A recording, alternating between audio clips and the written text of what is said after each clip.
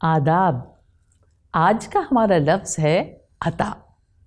अता Arabic origin का लफ्ज़ है जो उर्दू में देन, इनाम, तोहफे या वरदान करने के मायने में तरह तरह से इस्तेमाल होता है।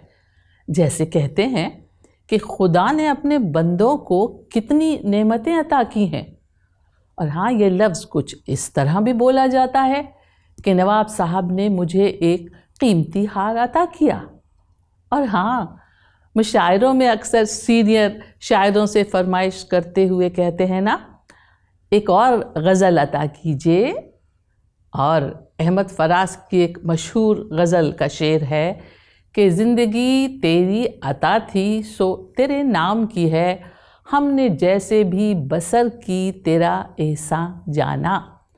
और हाँ, अता से ही लफ्ज़ अतिया बना है जो डोनेशन के मायने में भी आता है। जैसे कि उन्होंने रिलीफ फंड में 5 लाख रुपए का अतिया दिया।